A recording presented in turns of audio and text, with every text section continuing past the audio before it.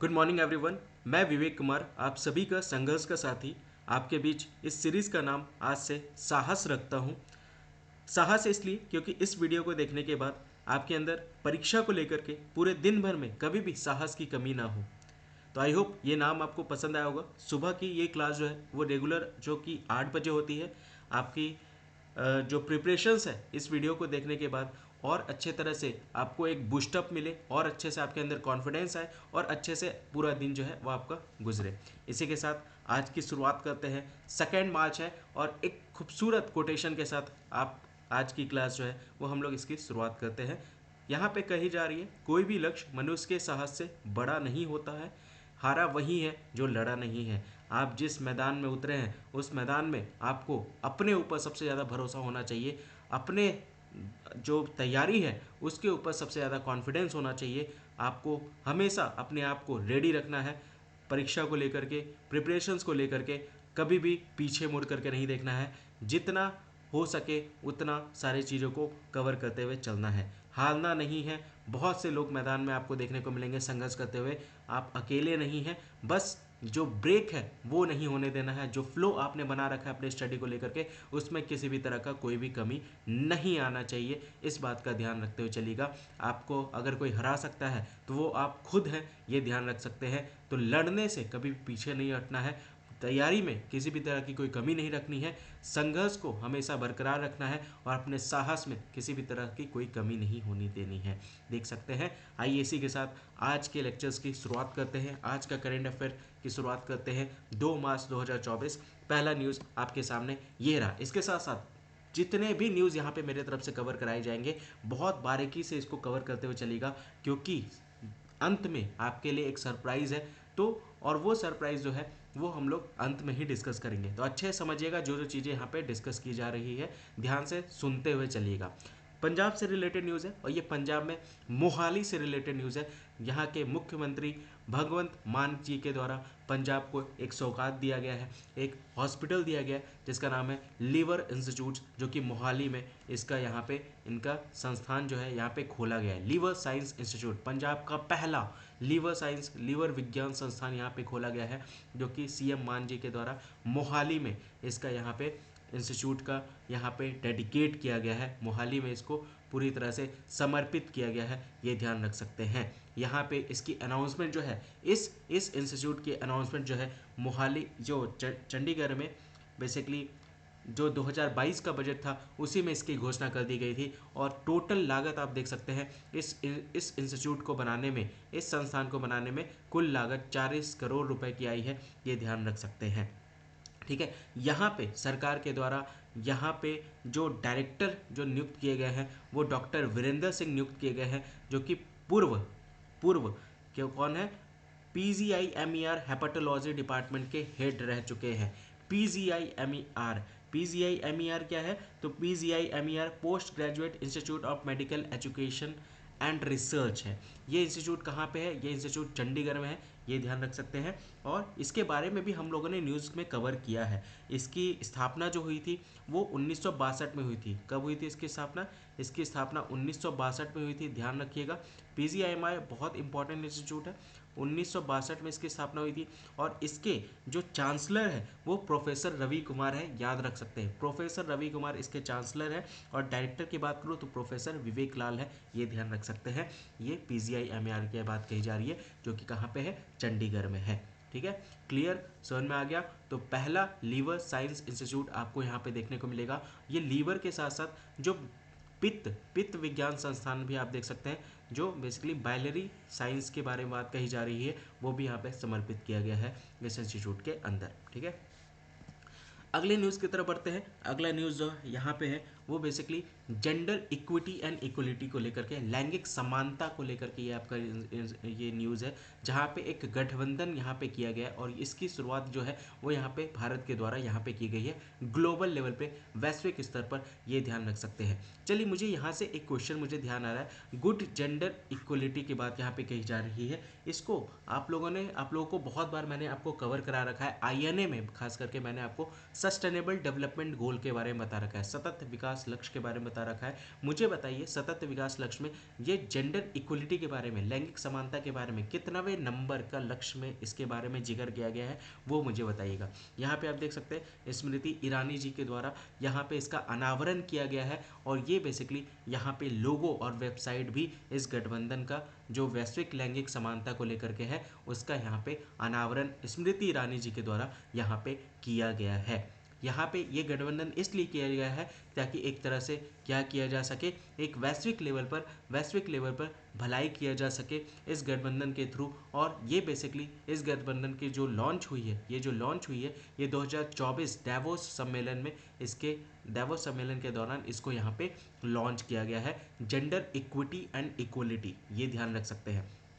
इसके साथ साथ बिल गेट ने भी इसकी प्रशंसा की है, इस गठबंधन की सराहना की है। इसको यहाँ पे उनके द्वारा बताया गया है कि किस तरह से महिलाओं को नेतृत्व वाले विकास में प्राथमिकता देने को लेकर के इस गठबंधन के द्वारा स्टेप्स लिए जा रहे हैं। इसके साथ साथ चंद्रजीत बनर्जी के द्वारा भी यहाँ पे एक तरह से गर्व व्यक्त किया गया है, ये जो भारत के द्वारा जो पहल स्टार्ट की गई है इस गठबंधन को लेकर के, किस तरह से हम वैश्विक लेवल पे लिंग समानता को लेकर के ये गठबंधन की शुरुआत भारत के द्वारा जो है वो यहाँ पे शुरू की गई है। तो ध्यान रख सकते हैं किसके द्वारा यहाँ पे किया गया है ये गठबंधन, यहाँ पे ये इंडिया के द्वारा इसको लॉन्च किया गया है। ठीक है, आगे बढ़ते हैं अगले न्यूज़ की तरफ। अगला न्यूज़ जो है वो FSSAI से रिलेटेड है। FSSAI क्या है? Food safety and standards authority of India. इसके द्वारा ईट राइट स्टेशन, सही भोजन बेहतर जीवन, यहाँ पे 150 रेलवे को यहाँ पे इनके द्वारा हासिल कर लिया गया है। ईट राइट स्टेशन सर्टिफिकेशन जो है 150 रेलवे स्टेशनों द्वारा इसको प्रमाण जो है वो हासिल कर लिया गया है अब तक। आप देख सकते हैं फूड सेफ्टी से रिलेटेड है। ये बेसिकली किस ऑर्गेनाइजेशन के द्वारा ये ईट राइट स्टेशन सर्टिफिकेट दिया जाता है? तो FSSAI, याद रखिएगा FSSAI। इसका फुल फॉर्म क्या है? इसका फुल फॉर्म है food safety and standard authority of India. ठीक है, इसी को लेकर के ये ऑर्गेनाइजेशन है जो बेसिकली ये प्रोवाइड करता है, ये सर्टिफिकेशन देता है। इसका हेडक्वार्टर की अगर मैं बात करूँ, food safety and standard authority of India जो है इसका हेडक्वार्टर न्यू दिल्ली में है, ये ध्यान रख सकते हैं।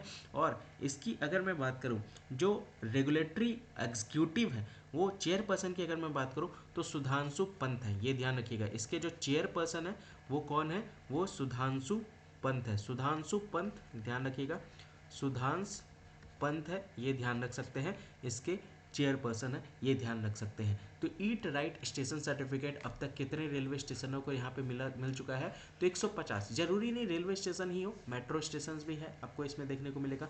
और इसका लक्ष्य ही है कि ज़्यादा से ज़्यादा हम मेजर जितने रेलवे स्टेशन है और मेट्रो स्टेशन है उसमें ये क्या कर सके, ईट राइट स्टेशन का सर्टिफिकेट यहाँ पे दे सकें। और यहाँ पे ईट राइट स्टेशन का सर्टिफिकेट किनको मिलेगा? जहाँ पे बेसिकली पैसेंजर्स के हेल्थ को लेकर के जो है सबसे ज़्यादा ध्यान रखा जाएगा, जहाँ के फूड क्वालिटी को लेकर के यहाँ पे अच्छी चीज़ें जो है, अच्छे फूड क्वालिटी जहाँ से प्रोवाइड की जाएगी उसको यहाँ पे लक्ष्य को लेकर के यहाँ पे सारे मेजर स्टेशन को यहाँ पे कवर किया जाएगा।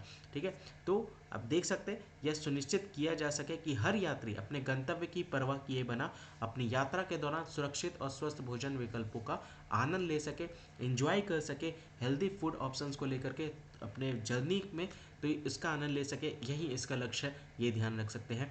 FSSAI के द्वारा ये सर्टिफिकेशन दिया जाता है, जिसके चेयरपर्सन कौन है? सुधांश पंत। इसकी हेडक्वार्टर कहाँ है? न्यू दिल्ली में है। ठीक है, आगे बढ़ते हैं।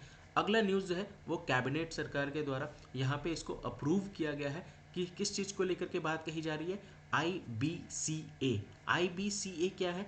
IBCA international big cat alliance. आप यहाँ पे देख सकते हैं बिग कैट अलियांस जो है एक multi country multi agency coalition आपको देखने को मिलेगा, जिसमें 96 बड़े कैट जो है वो इसमें बिलोंग करते हैं। कैट की श्रेणी में कौन कौन आते हैं? बड़े कैट की श्रेणी में आपके टाइगर आते हैं, लियोपर्ड्स आते हैं, ठीक है, चीता आता है। तो ये सारे आप देख सकते हैं जो इसके कैटेगरी में आते हैं, जहाँ पे इनको कंजर्व करने की बात यहाँ पे कही जा रही है, उसी को लेकर के ये बेसिकली न्यूज़ है। तो यहाँ पे आप देख सकते हैं, यहाँ पे इसकी स्थापना को यहाँ पे मंजूरी दे दी गई है, किसके द्वारा, कैबिनेट के द्वारा। और कैबिनेट चाहता ही है कि इसकी संख्या जो है हमारे भारत में और बढ़े। अभी रिसेंट में ही हम लोगों ने, कल के डेट में ही हम लोगों ने एक न्यूज़ कवर किया था, याद होगा आप लोगों को। हम लोगों ने वो न्यूज़ कहाँ का कवर किया था, अगर आपको याद होगा तो वो न्यूज़ हमने कवर किया था सिमलीपाल टाइगर रिजर्व को लेकर के। कहाँ पे है ये सिमलीपाल टाइगर रिजर्व, तो ये बेसिकली है उड़ीसा में। उड़ीसा में टोटल 2 राष्ट्रीय उद्यान है, एक सिमलीपाल टाइगर रिजर्व और एक है भितरकनिका। ठीक है, तो सिमलीपाल टाइगर रिजर्व आज के डेट में न्यूज़ में इसलिए बना हुआ है, किस लिए न्यूज़ में बना हुआ है, चलिए मुझे क्वेश्चन इस आंसर जरूर दीजिएगा। कल ही हम लोगों ने इसके बारे में डिस्कस किया है, तो आई होप आपको याद होगा। कमेंट सेक्शन में ज़रूर मुझे बताइएगा सिमलीपाल टाइगर रिजर्व आज के डेट में न्यूज़ में क्यों बना हुआ है, वो आपको आंसर देना है। तो यहाँ पे कैबिनेट के द्वारा, मंत्रिमंडल के द्वारा यहाँ पे क्या किया गया है, एक यहाँ पे मंजूरी दे दी गई किस चीज़ को लेकर के, IBCA को, यानी जो गठबंधन है, जो एकजुट बजटीय समर्थन के साथ भारत में मुख्यालय वाले अंतर्राष्ट्रीय बिग कैट एलियंस की स्थापना को यहाँ पे मंत्रिमंडल के द्वारा इसको अप्रूव कर दिया गया है। कुल अगर हम लोग बात करें, इसकी लागत की बात करें, तो इसकी लागत जो है वो 150 करोड़ रुपए आप यहाँ पे देख सकते हैं जो लगेगी। और यहाँ पे जितने भी क्लाइमेट चेंजेस में, जो भी जलवायु परिवर्तन में जो भी उत्पन्न होने वाली चुनौती है, उसको यहाँ पे इस एलियंस के द्वारा कम किया जाएगा, ताकि एक तरह से ये जो बिग कैट है वो आसानी से अपना जीवन यापन कर सके। ठीक है, उनमें किसी भी तरह का कोई भी चुनौती का सामना ज़्यादा करने को ना मिले। यहाँ पे आप देख सकते हैं 7 बिग कैट्स टाइगर आप देख सकते हैं, जिसमें लायन आते हैं, लियोपर्ड आते हैं, बाघ, शेर, तेंदुआ, हिम तेंदुआ, स्नो लियोपर्ड की बात कर रहा हूँ, प्यूमा, जैगुआर, चीता पाई जाती हैं। ये सारे आप देख सकते हैं 7 बिग कैट्स आपको यहाँ पे देखने को मिलेंगे। इसके साथ साथ अभी अगर हम लोग बात करें, तो एक न्यूज़ हमने कवर किया था, वो भी हम लोगों ने अभी कवर किया है, वन तारा, याद आ रहा है, वन तारा, कहीं सुना है आपने ये शब्द, वन तारा? हाँ, ये वही शब्द है। कहाँ पे आपने सुना है, कहाँ पे सुना है, कल ही के लेक्चर में हम लोगों ने शुरू किया है, ये वन तारा इनिशिएटिव स्टार्ट किया गया है। कहाँ पे, कहाँ पे, किसके द्वारा, चलिए ये भी मुझे बताइएगा कमेंट सेक्शन में, देखते हैं कितने लोगों को याद है कल ही की चीज़ों को है। देखिए, साहस बढ़ते हुए रखना है अपने अंदर की, साहस की कमी को नहीं कम होने देना है। और सबसे बड़ी बात यह है कि चीज़ों को अच्छे से फोकस्ड वे में समझते हुए, कवर करते हुए चलना है, ताकि आपको ज़्यादा टाइम तक चीज़ें जो हैं वो याद रह सके। ठीक है, तो कल ही के लेक्चर में हम लोगों ने वन तारा के बारे में पढ़ा है, बताइएगा ज़रूर ये पहल जो है, ये इनिशिएटिव जो है वो किस चीज़ से रिलेटेड है, देखते हैं कितने लोग बता पाते हैं। ठीक है, अगला न्यूज़ जो है वो बेसिकली, ये न्यूज़ भी उड़ीसा से देखने को मिलेगा। यहाँ पे आंगनवाड़ी वर्कर्स जो है उनसे रिलेटेड न्यूज़ है।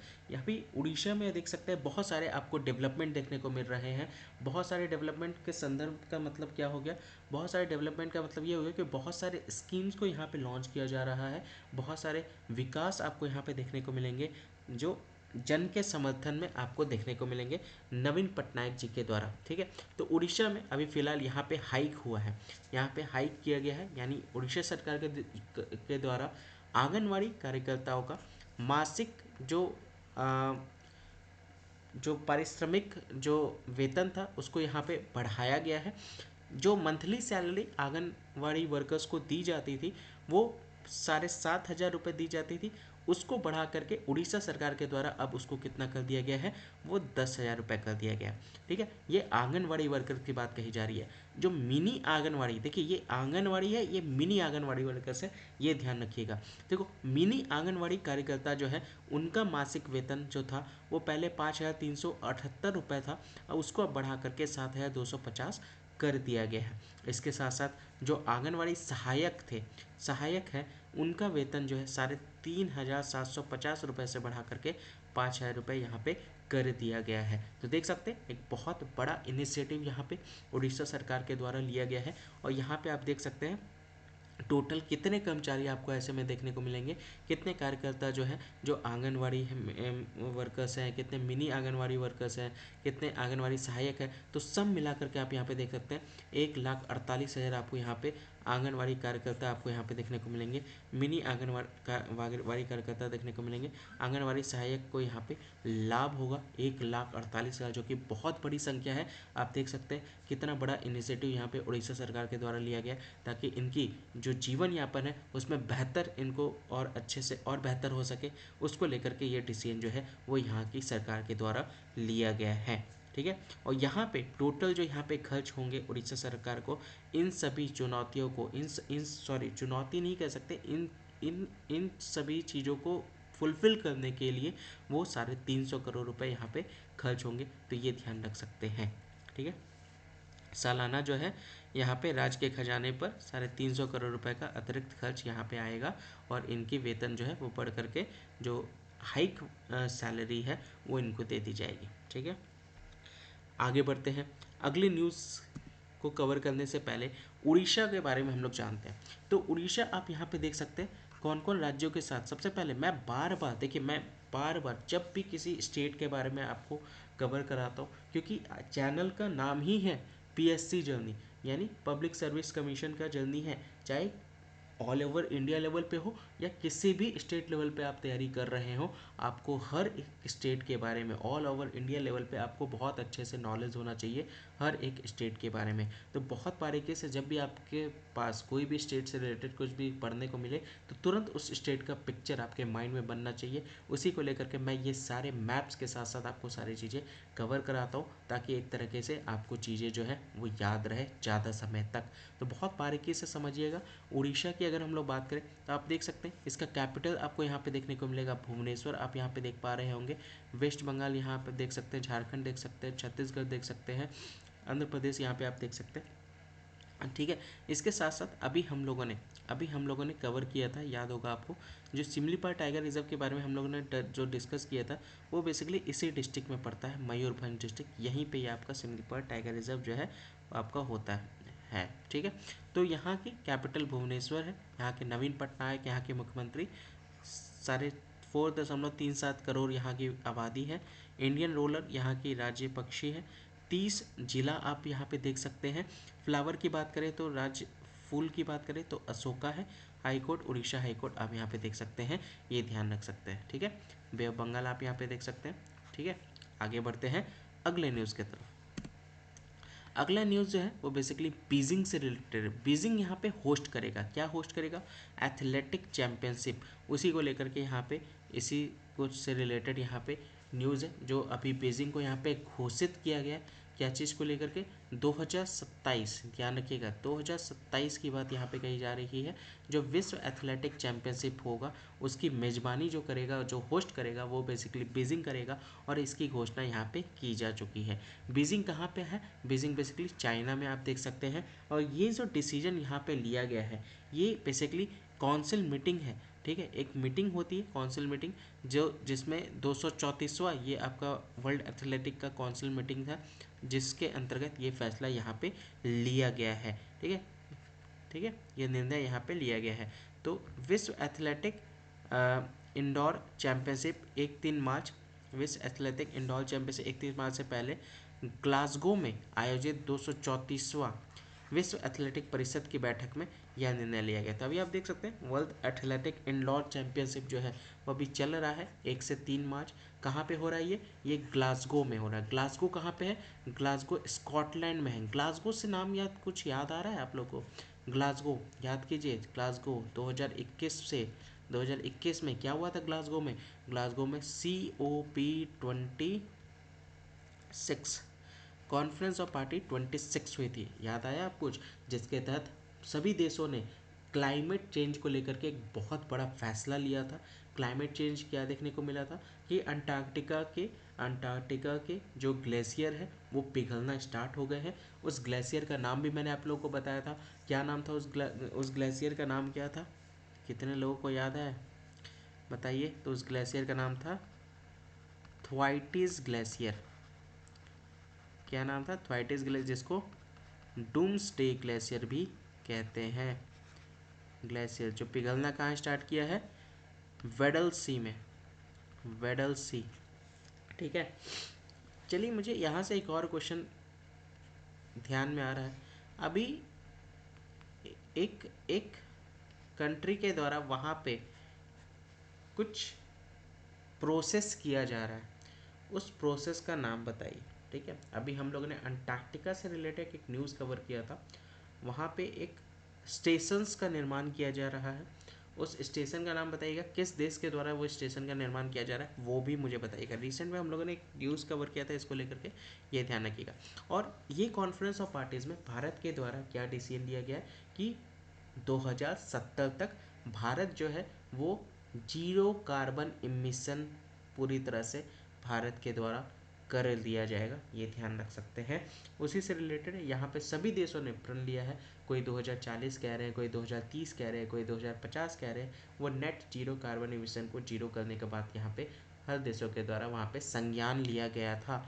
क्योंकि ये जो ग्लेशियर जो पिघल रहा है, इसके पिघलने से क्या क्या आउटकम्स देखने को मिलेंगे, ये आउटकम्स अभी नहीं पता चलेगा, ये आउटकम्स इसका कब पता चलेगा, 2040 के बाद से। क्योंकि साफ साफ यहाँ पे रिसर्चर्स के द्वारा बता दिया गया है कि 2047 को आपका इंडोनेशिया का जो कैपिटल है दैट इज़ जकार्ता, उसको वहाँ पे वो डूबने लगेगा, 2040 के बाद से वो डूब जाएगा। और यही रीज़न है इंडोनेशिया का कैपिटल जो है वो शिफ्ट किया गया है कहाँ पे, जकार्ता से नूसनतारा, ये ध्यान रख सकते हैं। इसके साथ साथ जो शोधकर्ता है उनके द्वारा ये भी बोला गया है इसका प्रभाव भारत पे भी आपको देखने को मिलेगा।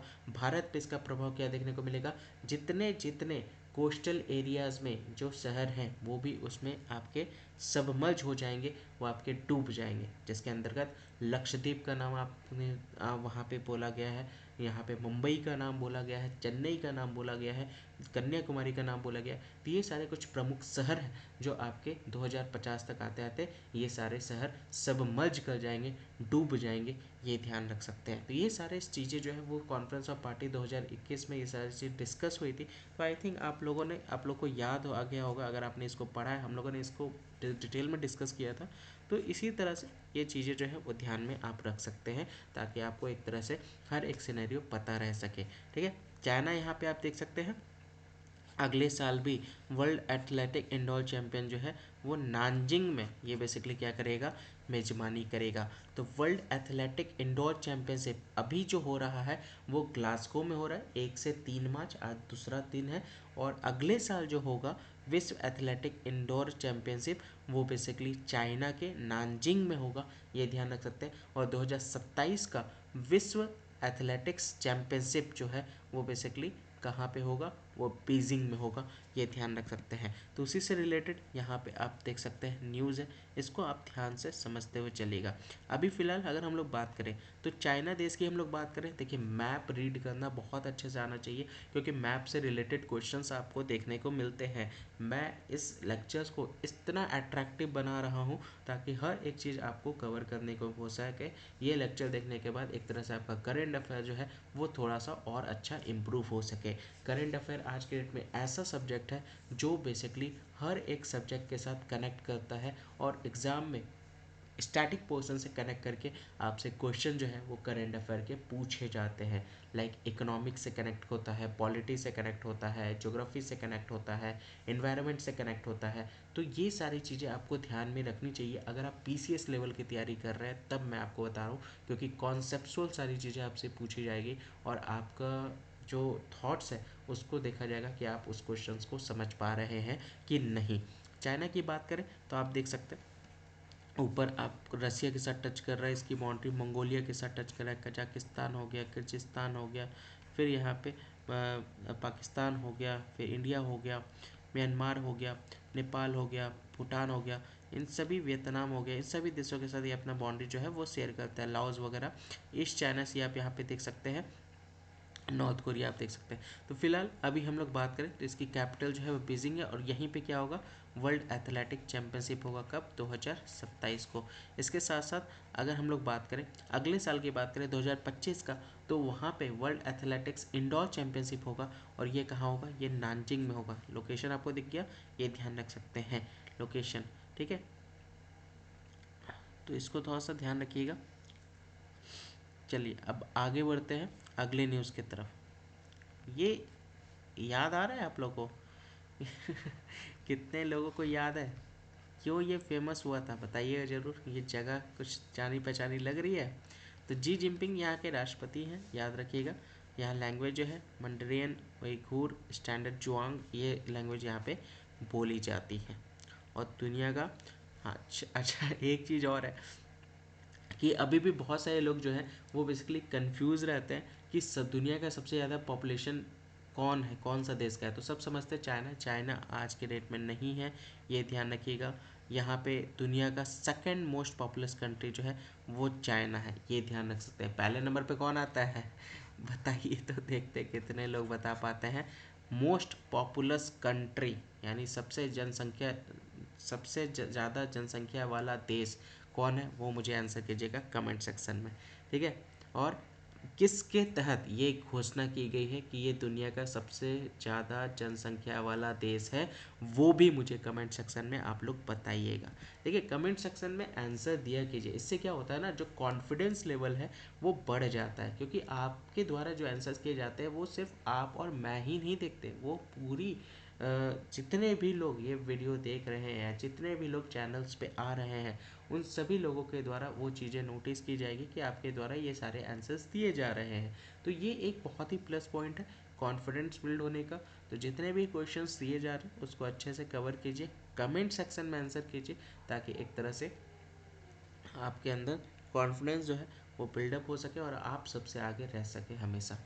अगला जो न्यूज़ है वो अर्थ साइंस से रिलेटेड है, अर्थ साइंस मंत्रालय से रिलेटेड है। और ये कहीं ना कहीं मैं आपको एक टॉपिक पढ़ाया था आईएनए में। देखिए आईएनए की क्लास आप लोग को लगता है कि वो इम्पॉर्टेंट नहीं है, आईएनए की क्लास जो है वो इस क्लास के से भी बहुत ज़्यादा इम्पॉर्टेंट है। अगर आप पीसीएस लेवल की तैयारी कर रहे हैं तो आईएनए की क्लास का लेवल जो है वो इस क्लास के सामने आप देख सकते हैं, वो उसका अलग ही इम्पोर्टेंस आपको देखने को मिलेगा अगर आप पीसीएस लेवल की तैयारी कर रहे हैं तो ये ध्यान रख सकते हैं। बाकी दूसरे पेपर की अगर आप पीसीएस के अलावा कोई भी पेपर की तैयारी कर रहे हैं तो ये करेंट अफेयर का जो सीरीज़ है साहस, जिसका आज से नाम पड़ा है, ये सफिशियंट है। इसको डेली बेसिस में कवर कीजिए, चाहे कोई भी पेपर आप क्यों ना दे रहे हो, चाहे वो पुलिस लेवल का हो, चाहे वो पीसीएस लेवल का हो, चाहे वो एसएससी लेवल का हो, चाहे सीडीपीओ लेवल का हो, हर एक पेपर में ये आपके करेंट अफेयर जो है वो आपके सफिशिएंट है, ये ध्यान रख सकते हैं।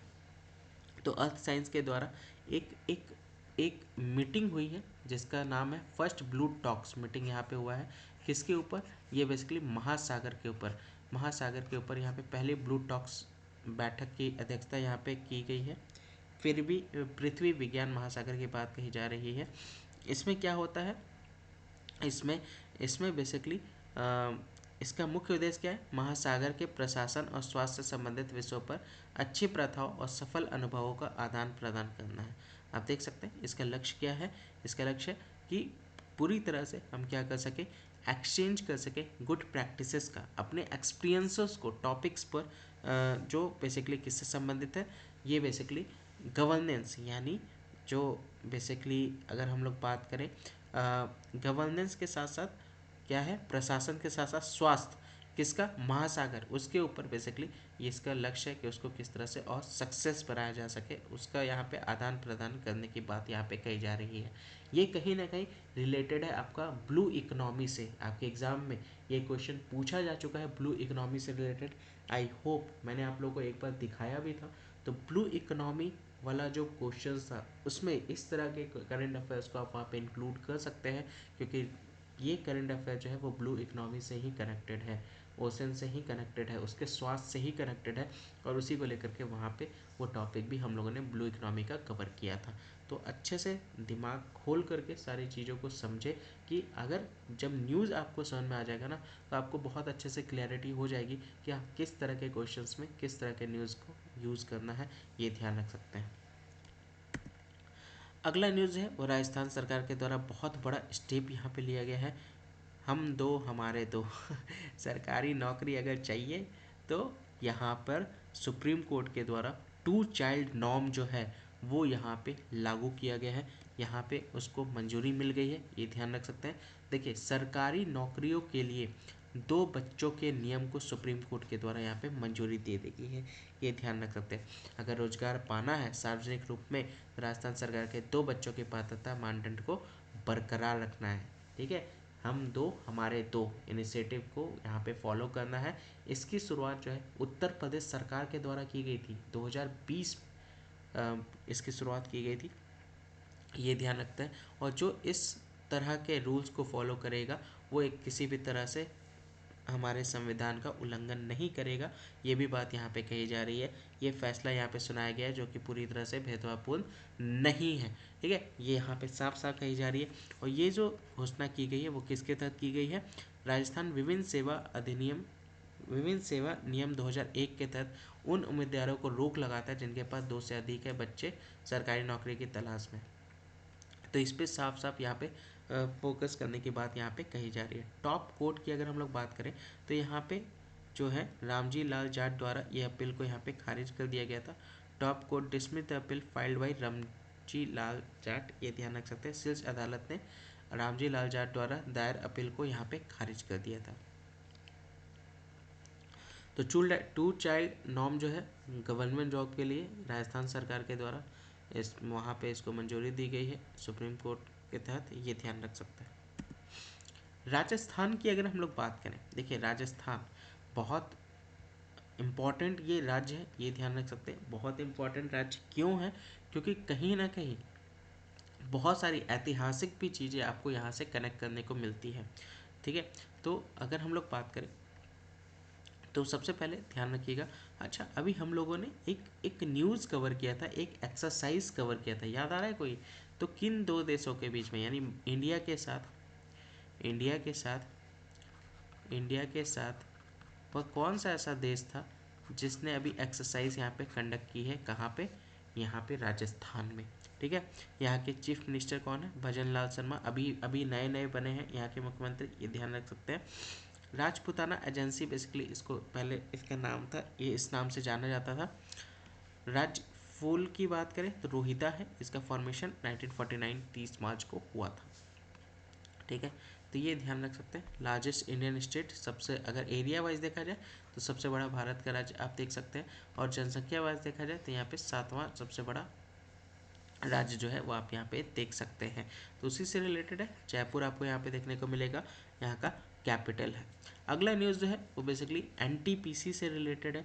और इनका नाम जो है, जो बेसिकली आज के डेट में जो नियुक्त हुए हैं डायरेक्टर के रूप में, निदेशक के रूप में, कौन है? रविंद्र कुमार, ये ध्यान रख सकते हैं। रविंद्र कुमार जी के द्वारा यहाँ पे कार्यभार यहाँ पे संभाला गया है।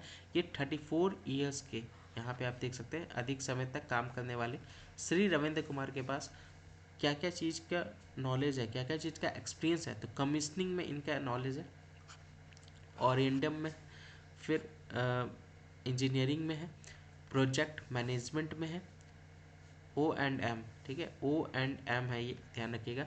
इंजीनियरिंग प्रोजेक्ट मैनेजमेंट का इनको अच्छा खासा यहाँ पे इनको अनुभव है। यहाँ पे इनके द्वारा बांग्लादेश के मैत्री सुपर क्रिटिकल पावर प्रोजेक्ट में सीटीओ के रूप में महत्वपूर्ण भूमिका भी निभाए हैं, ये ध्यान रख सकते हैं। ठीक है, पतरातु विद्युत उत्पादन निगम लिमिटेड में भी ये सीईओ के रूप में कार्यरत थे। एक तरह से कंस्ट्रक्शन और इरिगेशन एक्टिविटीज़ में तेजी इनके द्वारा लाई गई थी। तो रविंद्र कुमार यहाँ पे डायरेक्टर के रूप में खड़े उतरे एनटीपीसी का, ये ध्यान रख सकते हैं। ठीक है, अगला न्यूज़ है वो एक स्पेसिस से रिलेटेड है, प्रजाति से रिलेटेड है। और ये प्रजाति जो है वो कहाँ पे पाई गई है? ये बेसिकली अगर हम लोग बात करें तो इसी का नाम जो रखा गया है वो बेसिकली हमारे राष्ट्रपति जी के नाम पे रखा गया है इस प्रजाति का नाम। और ये जो है पाया कहाँ गया? ये उड़ीसा में पाया गया। ठीक है, और इसका नाम क्या है? मेलानोक्लेमस द्रौपदी, देख सकते हैं मेनोचोक्लेमस द्रौपदी, आप यहाँ पे देख सकते हैं मेलानोक्लेमस द्रौपदी, जो राष्ट्रपति द्रौपदी मुर्मू के नाम पे रखा गया है। रूबी लाल धब्बे के साथ एक विशिष्ट भूरा काला रंग आप देख सकते हैं। 7 मिलीमीटर तक इसकी लंबाई है, लेंथ है। और इसके साथ साथ ये कहाँ पे पाया गया है? तो उड़ीसा और बंगाल के तटीय क्षेत्र में जूलॉजिकल सर्वे ऑफ इंडिया के द्वारा इसकी खोज की गई है। तो ये ध्यान रख सकते हैं कौन से 2 राज्य में इसको यहाँ पे देखने को मिला है? तो ये उड़ीसा और बंगाल। ठीक है, यहाँ पे एक डिपार्टमेंट के बारे में यहाँ पे आप देख पा रहे होंगे। डिपार्टमेंट का नाम क्या है? डिपार्टमेंट का नाम यहाँ पे आपको देखने को मिलेगा zoological survey of India. Zoological survey of India, ठीक है।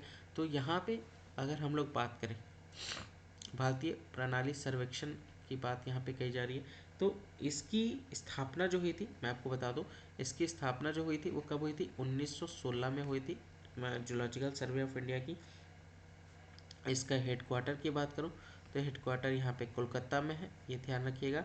और अगर इनके डायरेक्टर की बात करूं तो डायरेक्टर कौन है? डॉक्टर